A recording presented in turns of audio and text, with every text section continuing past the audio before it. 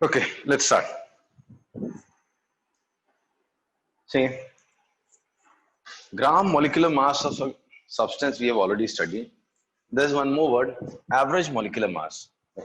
So, if you have a sample which contains more than one chemical species in different proportion or even in the same proportion by moles or mass or whatever by volume, so we calculate average molar mass as, suppose there's a sample which contains N1 moles of a gas with molecular mass M1, N2 moles of molecular mass M2, and so on.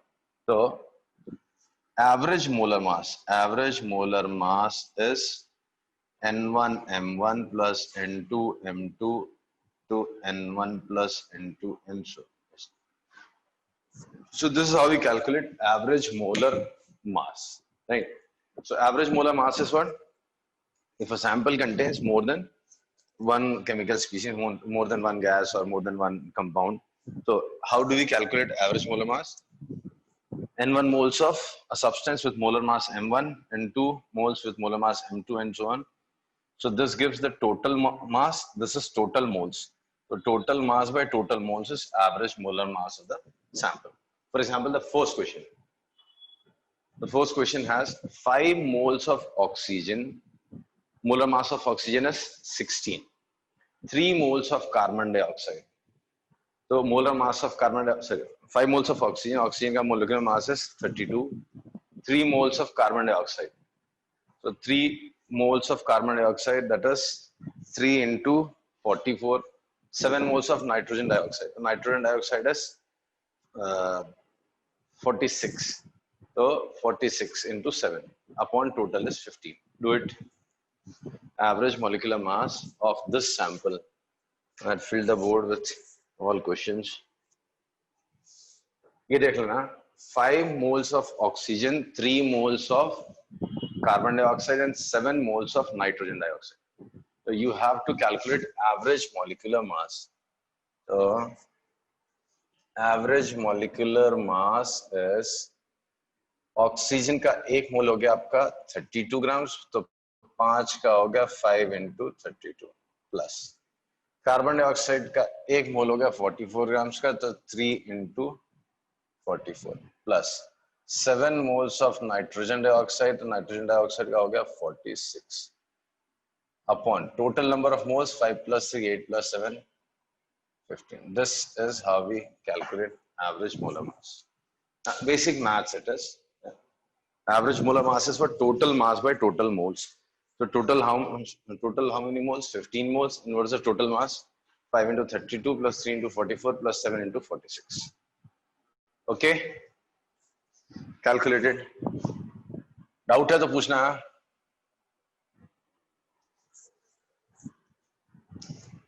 So this is 160 plus 132 plus 280 and 42, 322 upon 15. So this is 454, 554, 614 upon 15. So 4, nearly 41. Nearly 40. 40.93 something. So that is nearly 40. I'll explain again. बहुत आसान सा question है. Average molar mass, if you have more than one chemical species in it, then average molar mass is what? Total mass by total number of moles. So 5 moles of oxygen, that is 5 into 32, 3 moles of carbon dioxide, 3 into 44, 7 moles of nitrogen oxide, so 7 into 46 divided by total number of moles, that is total number of moles are 15. So 614 by 15, which comes to 41. Okay. Okay, next one. Equal moles of oxygen and ozone. Equal moles of oxygen and ozone. एक sample है, mixture है, जिसमें ozone और oxygen के equal moles है. तो उसका molar mass क्या लोगे आप? एवरेज मोलर मास क्या लोगे उस सैंपल का? तो इक्वल मोल्स, बट कितने मोल्स है ये दिया नहीं है, तो आपने मर्जी से कुछ भी इमेजिन कर लो. सपोज 5 मोल ऑक्सीजन के, 5 मोल्स ओजोन के हैं, या n मोल्स ऑक्सीजन के हैं, n मोल्स ओजोन के हैं, कुछ भी एज्यूम कर लो. करो, सेम मतलब फॉर्मूला अप्लाई करो, सेम कॉन्सेप्ट अप्लाई करो.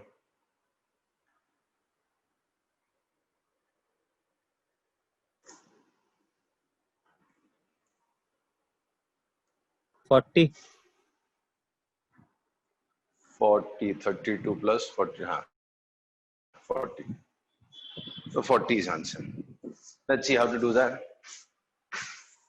See, equal moles. How many moles? It is not given.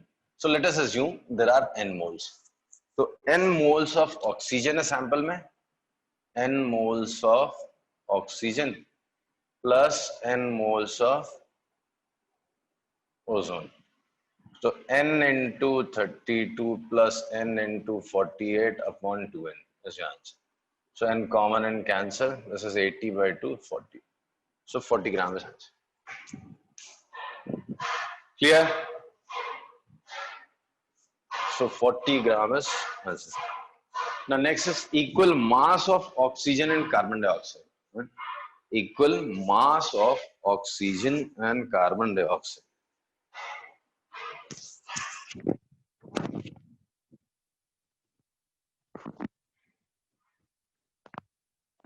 This time moles are not given, masses are equal. Again, mass is not given, so assume any mass, whatever you want.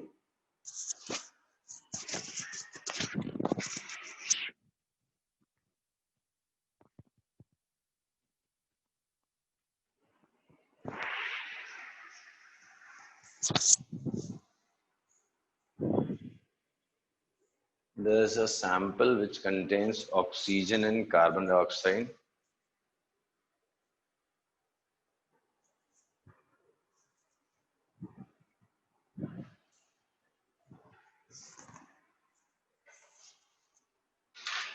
There is a sample containing oxygen and carbon dioxide. You have to calculate the average molar mass given masses of oxygen and carbon dioxide are equal.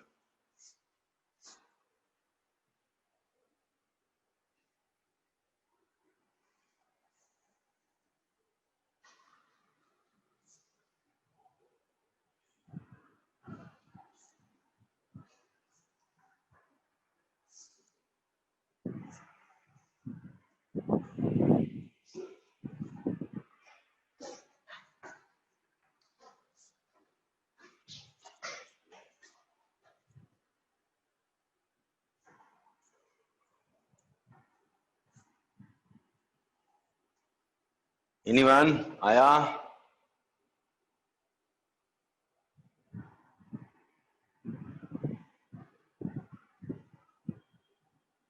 See, assume m grams. Say m gram oxygen is there in sample and m gram carbon dioxide is there in sample. So m gram of oxygen, m gram of carbon dioxide is there. So total mass is how much? What is total mass? M gram of oxygen, m gram of carbon dioxide. Total mass is how much?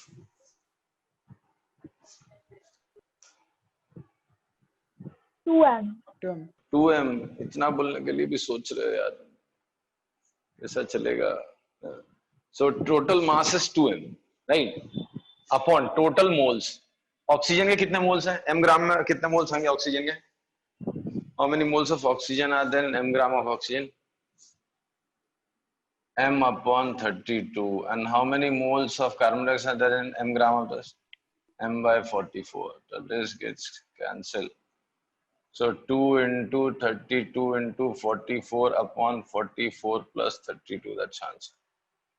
64. 64 4 are 256. 256 and 256. 2560 plus 256.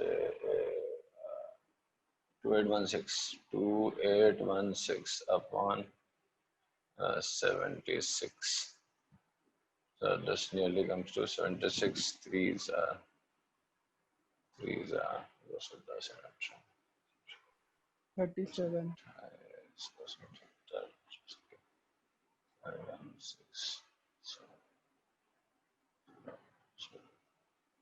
36 point something chance should be fine.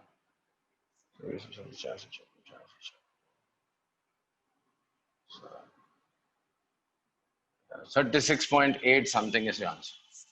So near about 36.8 is answer. आया समझ में? Equal mass of oxygen and carbon dioxide was given. तो equal masses की जब बात होती है तो कुछ भी imagine कर लो, आपके ऊपर है. Let us imagine m ग्राम. तो आपको मान के चलना m ग्राम ऑफ ऑक्सीजन है, m gram of carbon dioxide. तो अब आपको सोचना है टोटल मास कितना हो गया. टोटल मास 2m ग्राम हो गया. Now you have to think how many moles are there inside this. So m gram of oxygen makes m upon 32 moles of oxygen, m gram of carbon dioxide, m by 44. So m common and cancel LCM they are 44 plus 32. There are 2 into 32 into 44 upon 44 plus 32. So this gives us 2816 divided by 76, approximately 36.8. Okay. Now, next one.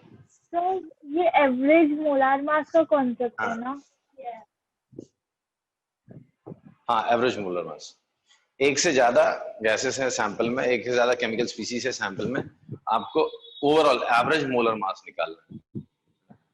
तो average molar mass is n1 m1 plus n2 m2 plus n3 m3 upon total n1, मतलब total mass upon total moles, right? Yes sir.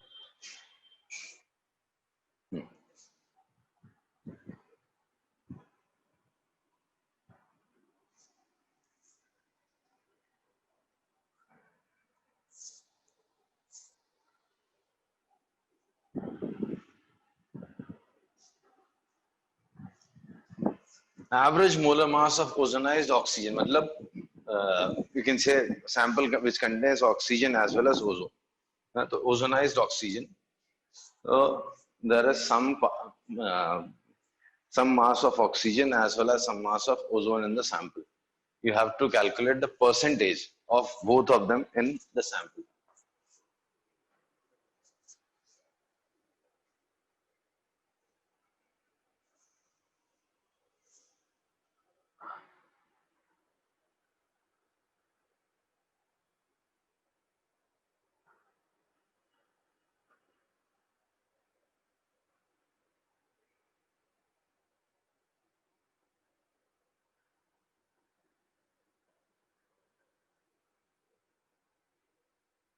आ रहा है, इतना time मत लगा, simple maths है.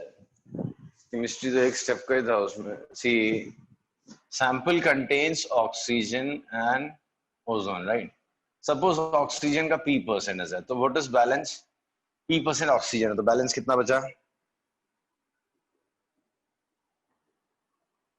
100 minus 100 minus p. Mass ही imagine कर लो 100 ग्राम, तो और काम आसान हो गया.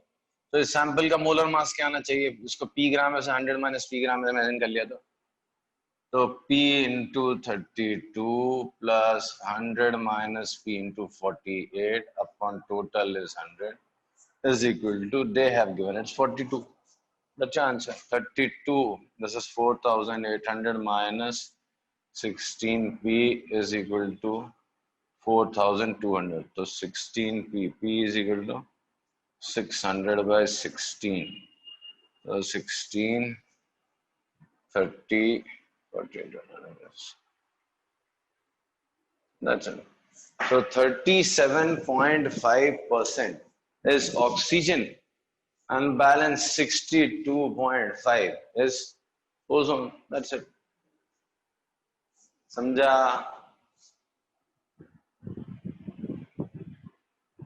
Yes, sir. Yes, sir. Okay. So चाहे तो वापस explain कर देता हूँ, अगर किसी को नहीं आया तो I'll explain again. Now, last concept, last mole concept is volume concept. This we have already discussed in Avogadro's hypothesis. फिर से टाइम वेस्ट नहीं करेंगे, फिर भी एक बार स्टेटमेंट बोल देता हूँ. बहुत इंटरेस्टिंग सा स्टेटमेंट, इसको सोचने जैसा स्टेटमेंट. आप सोचोगे मन में तो अच्छा लगेगा आपको कि molar volume, this is volume concept, volume concept, molar volume of any gas at standard temperature pressure conditions is 22.4 liter. molar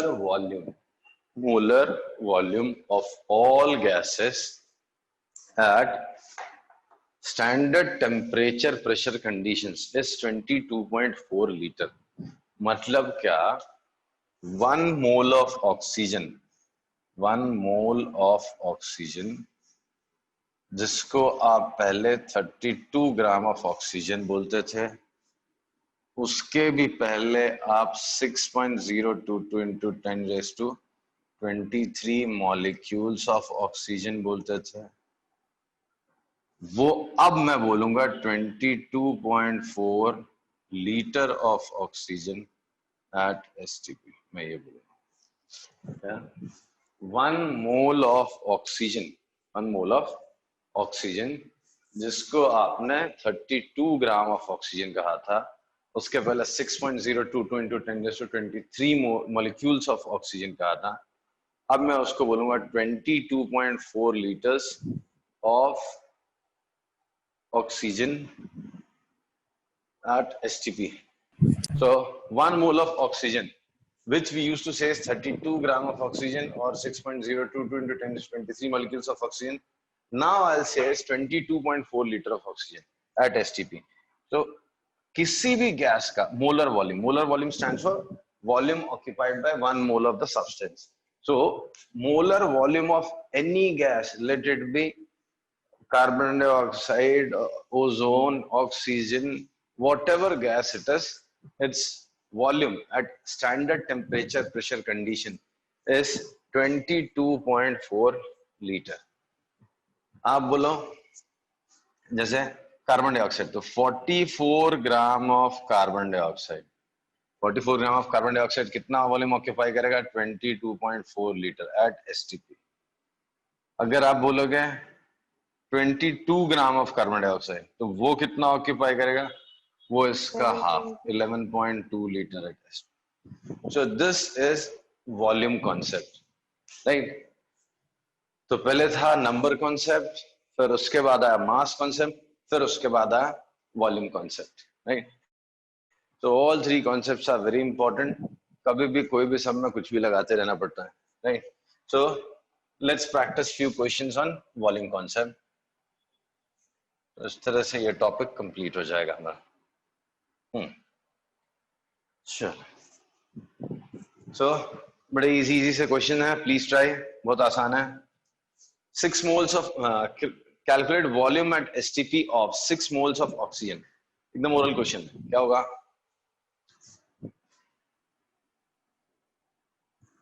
Volume occupied by 6 moles of oxygen at NTP. NTP पे STP पे oxygen कितना volume occupy, कितना volume? 6 moles of 134.4. 132, so 22.4 Sir, into 6 is 134.4. 134.4 liter. That's it. Correct. So 22.4 into 6. 1 litre का 22.4 हो गया, तो 6 litre का, sorry 1 मोल का 22.4 हो गया, तो 6 मोल का 22.4 into 6 हो गया, 134.4. 71 या नहीं सर, मैं पूछ रही थी कि वो 71 mg ऑफ क्या लिखा है? HCl gas. हाँ, So 71 milligram of hydrochloric gas. 71 milligram of hydrochloric gas.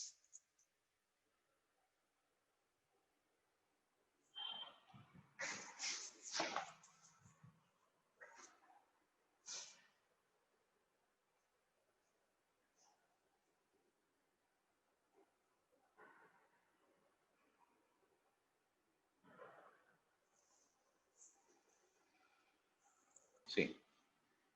पहले आप सोचो 71 milligram is how many moles? So number of moles you have chosen is 71 milligram. That is 35.4. So 2 millimoles. So how many moles of HCl gas you have chosen? 2 millimole. तो 2 millimole का volume कितना होगा? तो volume occupied by it will be 2 into 10⁻³ -3 moles हैं और 1 मोल का volume 22.4 litre होता है, तो 44.8 millilitre. So answer is 44.8 milliliter.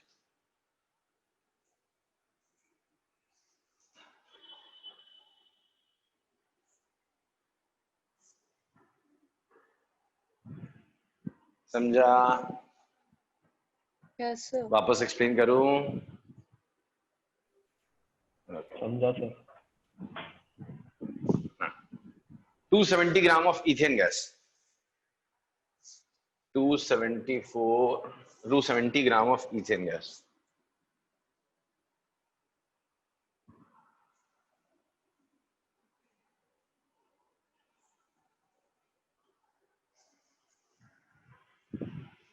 At 201.6 liter. 270 gram of ethane. तो let us calculate 201.6. Number of moles first. Okay, तो 270 अपॉन इथेन गैस C2H6 तो 30 हो गया, तो 9 मोल्स हो गया, तो 9 मोल्स हो गया इनटू, तो volume is 22.4 into number of moles, so 22.4. So this is 9, 22 nines are 198 plus 3.6, so 201.6 liter. That's it. So 270 gram of ethane contains 270 by 30. That is 9 moles of ethane. So 9 moles of ethane और 1 मोल का volume है 22.4 litre. So 9 into 22.4, that is 198 plus 3.6, 201.6. That's answer. Okay. Yes sir. 3 more to go. So start.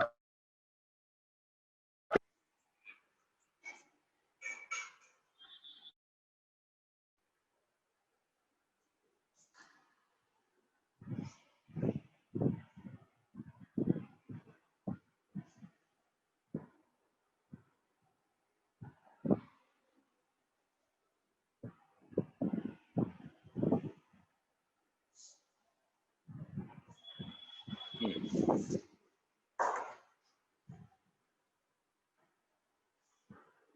1.12 liter of a gas at STP weighs 4 gram. Calculate its vapor density.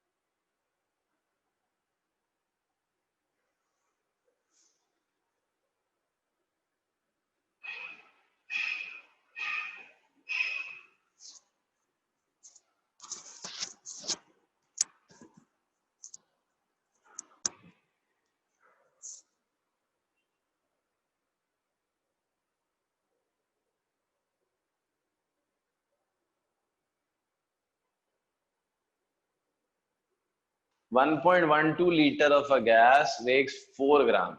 Calculate its vapor density. So vapor density is molecular mass by 2, molecular weight by 2. So basically you have to calculate molecular weight. 1.12 liter weighs 4 gram. So 22.4 liter will weigh how much?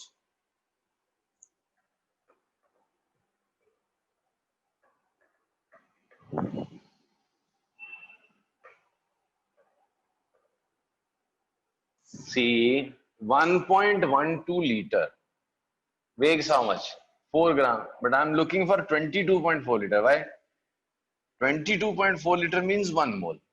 तो उसका मास मुझे चाहिए, तो वो molar mass हो जाएगा. 2 से divide कर दूंगा तो वेपर डेंसिटी आ जाएगा. तो 80, तो 22.4 लीटर का 4 into 20, that is 80 gram. Therefore, vapor density is molecular weight by 2, so 40.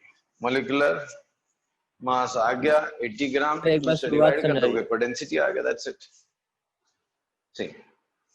Volume concept का क्वेश्चन है। वेपर डेंसिटी याद है ना, vapour density is what, half of molecular mass.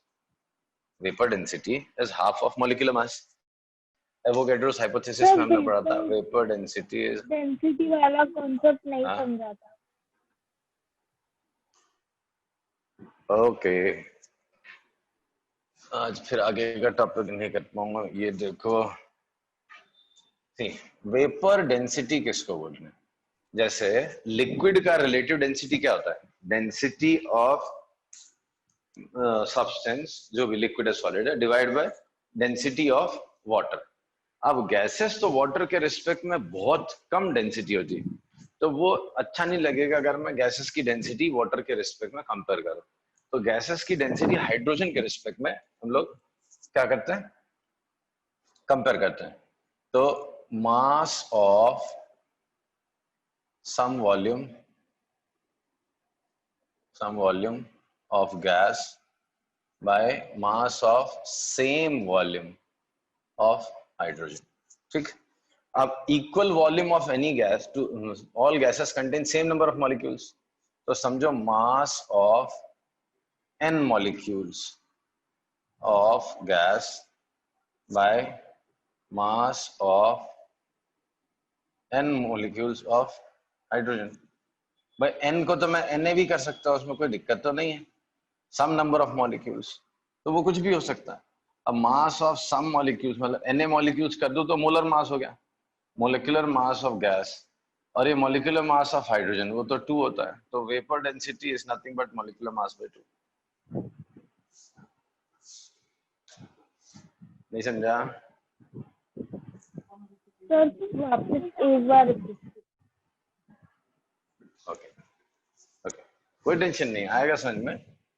देखो वेपर डेंसिटी, पहले डेंसिटी, रिलेटिव डेंसिटी याद करो, ये कहानी रिलेटिव डेंसिटी से शुरू होती है।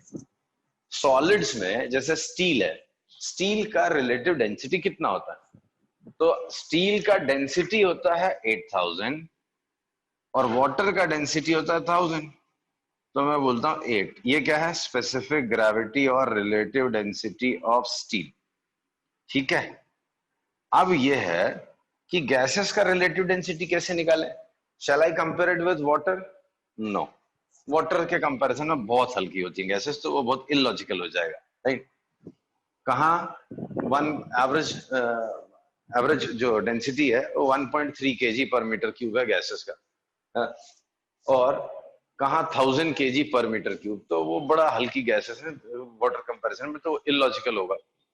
तो उनने क्या बोला, जब गैसेस की डेंसिटी कंपेयर करनी होगी ना, तो will compare with hydrogen. Hydrogen is what? Hydrogen is lightest gas, मतलब डेंसिटी हाइड्रोजन गैस की सबसे कम है, तो उन्होंने बोला कि हाइड्रोजन के कंपैरिजन में सबकी डेंसिटी निकालेंगे, ठीक है, वो कितना ज्यादा हैवी है। ठीक है, तो वेपर डेंसिटी आप क्या लिखोगे? Density of any gas, density of any gas by density of hydrogen. ठीक है, ये समझ में आया आपको पहला स्टेप? ये पहला स्टेप है आपका। यस। ओके, डेंसिटी कैसे निकालते हैं? Mass of unit volume, density is mass per unit volume. तो मैं बोलता हूं मास ऑफ सम वॉल्यूम लिख दिया मैंने, आप यूनिट वॉल्यूम ले लो, चलो मास ऑफ यूनिट वॉल्यूम ले लो, और ये क्या हो गया? मास ऑफ यूनिट वॉल्यूम, ये चलेगा आपको? Mass of unit volume of gas upon mass of unit volume of hydrogen, ये चल जाएगा। ये तो डेंसिटी का डेफिनेशन लिख दिया मैंने वापस। ठीक है, यस सर। अब एवोगैड्रोस हाइपोथेसिस रिकॉल करो, वहां क्या लिखा था? Equal volume of all gases contain same number of molecules. तो एक यूनिट वॉल्यूम में, वन वॉल्यूम में अगर गैस के n मॉलिक्यूल्स हैं, तो हाइड्रोजन के भी तो n मॉलिक्यूल्स होंगे। हाँ सर। ठीक, अब देखो n से कोई एक नंबर से मल्टीप्लाई कर दो तो Na बन जाए भाई। n को, n कुछ भी हो, 100 है तो उसको मैं 6.022 इंटू 10⁻21 से मल्टीप्लाई करूं तो n नहीं बन जाएगा। तो अगर n लिखा है तो ऊपर नीचे जो लिखा है मैं Na भी लिख दूंगा तो भी कोई दिक्कत नहीं। अब mass of Na molecules of hydrogen, Na molecules का जो मास होता है वो तो मोलर मास हो गया। तो हाइड्रोजन का मोलर मास कितना है? 2। यस। तो ऊपर वाली जो गैस है, ऊपर जो गैस है उसका मोलर मास m, नीचे हाइड्रोजन है हमेशा, तो हाइड्रोजन का मोलर मास 2। तो vapour density is molecular mass by 2। That's it. Okay sir. समझा? हाँ सर। तो अभी क्या हो गया? वेपर डेंसिटी मिल गया मुझे, मोलर मास बाय 2। अब इस क्वेश्चन में आते हैं हम लोग। इस क्वेश्चन में मुझे वेपर डेंसिटी निकालनी थी। तो वेपर डेंसिटी निकालनी थी मतलब इनडायरेक्टली वेपर डेंसिटी निकालने, मतलब आपको पहले उसके मोलर मास तो निकालना ही है। तो मोलर वॉल्यूम का कॉन्सेप्ट क्या है? मोलर वॉल्यूम का कॉन्सेप्ट क्या है? Mass of, sorry, volume occupied by 1 mole of any substance, right? In case of gases, this is 22.4 liter of, sorry, at STP। ठीक है, इसमें भी कोई डाउट नहीं, हमने पढ़ लिया अच्छे से। अब देखो क्या कहानी है। 1.12 लीटर का मास दे रखा है 4 ग्राम, मुझे चाहिए 1 मोल का, और 1 मोल मतलब 22.4 लीटर। तो 1.12 लीटर का 4 ग्राम, तो पर लीटर 4 बाय 1.12 ग्राम, तो 22.4 लीटर का 4 इंटू 22.4 अपॉन 1.12, दिस इज 20। तो ये हो गया 80 ग्राम, राइट? सो 80 ग्राम हो गया 22.4 लीटर का मास। बट जो 22.4 लीटर एसटीपी पे, वही तो मेरे लिए मोल है। मतलब 1 मोल गैस का मास 80 ग्राम आ गया। तो 1 मोल का जो मास होता है वही मोलर मास होता है। तो now I know molar mass of the gas, right? तो gram molecular mass of the gas is 80 gram. तो डेंसिटी कितना हो गया? Vapour density is half of molar mass. तो half of 80 gram that is 40। अभी समझा? नहीं समझा तो मैं वापस बता दूंगा, कोई टेंशन नहीं। No, try next. Calculate number of molecules of a gas in 5.6 milliliter of it at STP. Also calculate vapor density if mass of the sample is 16 milligram. Kar.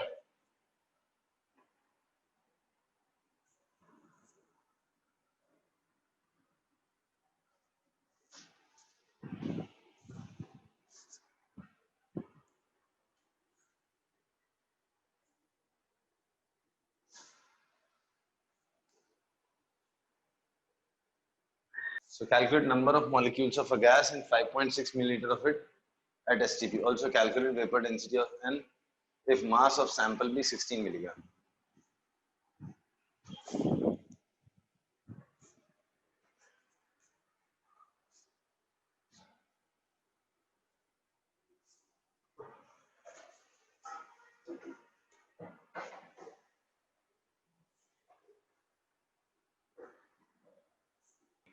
Okay, बताओ अभी ये 5.6 मिलीलीटर में कितने molecules होंगे? सी 22.4 liter means how many molecules? How many molecules are there in 22.4 liters? Na, that is 6.022 into, चलो around 6 into 10⁻23। तो ये इतने लीटर में, तो 1 लीटर में 6/22.4 लीटर हो गए।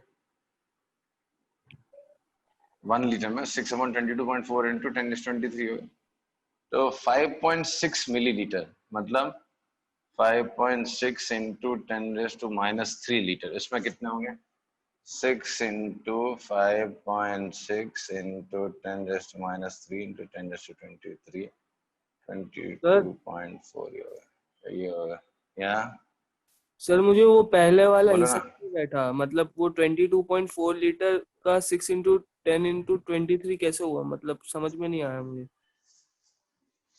जी, आज तो लेट आया ना, यही तो करता। अभी थोड़ी देर पहले हमने पढ़ा था मोलर वॉल्यूम क्या होता है। Volume occupied by 1 mole. volume occupied by 1 mole of any gas, 1 mole of any gas, वो कितना होता है? 22.4 लीटर।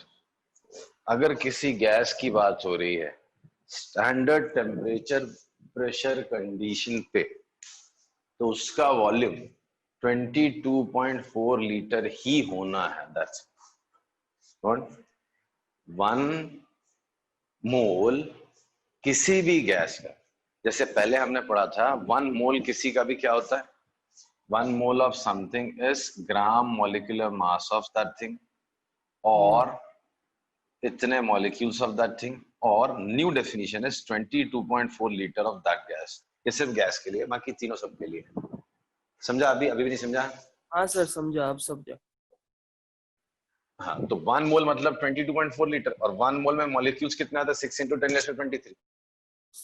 तो सर पर लीटर कितने हो गए? 6/22। 6 × 10⁻23 वो एवोगैड्रो नंबर है ना?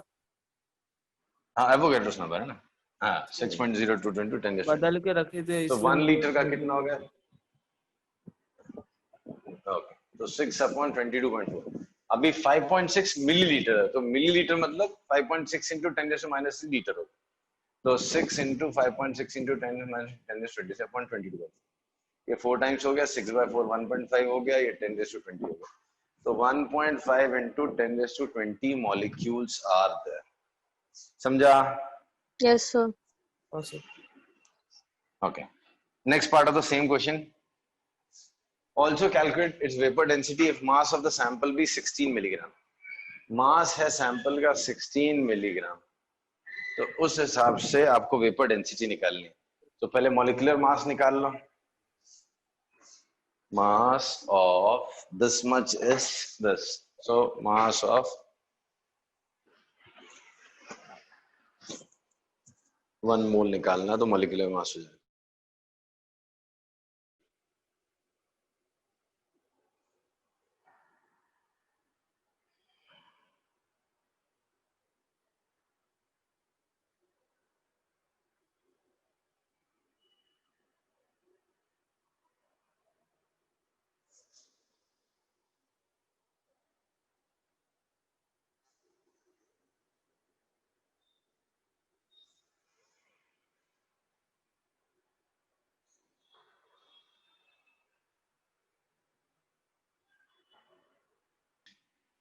See, 5.6 milliliter weighs 16 milligram.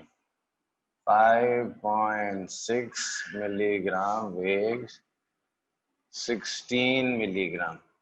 So The milliliter. milliliter weighs 16 milligram. So 1 milliliter will weigh, yeah, 1 liter will weigh 16 by 5.6 gram.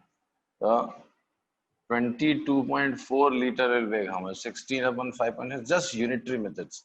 I can write it in shortcut forms also, but it's not needed. Actually, this is what you have to understand.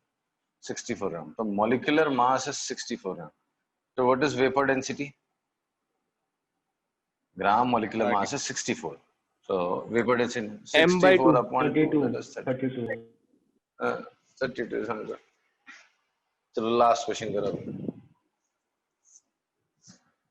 9.7 into 10⁻17 atoms of iron weigh as much as 1 cc of hydrogen at STP. What is atomic mass of iron?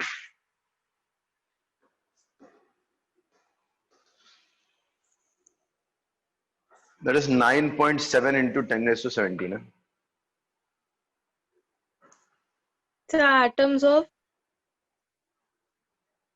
Iron. 9.7 into 10⁻17 atoms of iron weighs as much as 1 cc of hydrogen at STP. What is atomic mass of iron?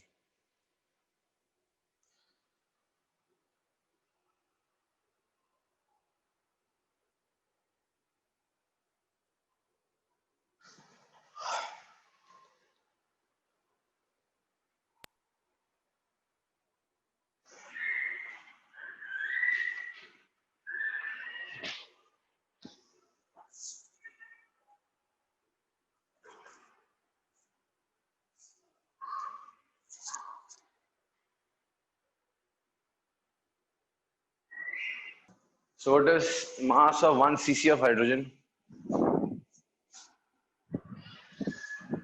Mass of 1 cc of hydrogen.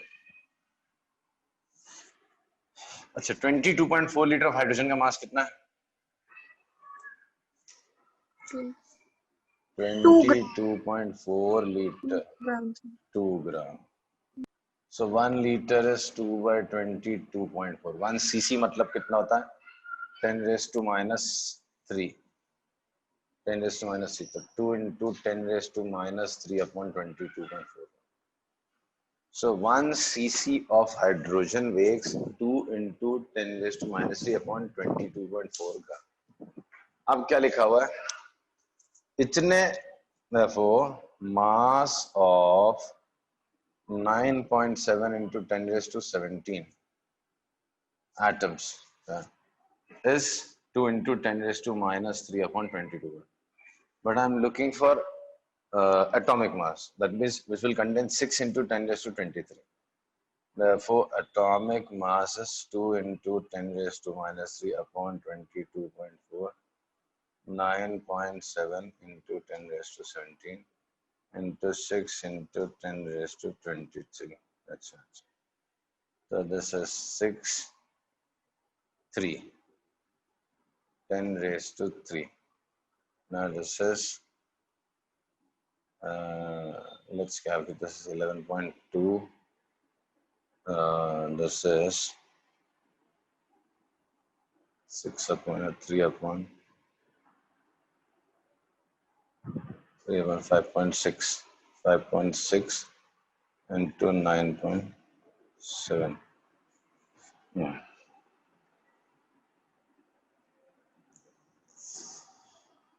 They have to calculate this. This is nearly 550.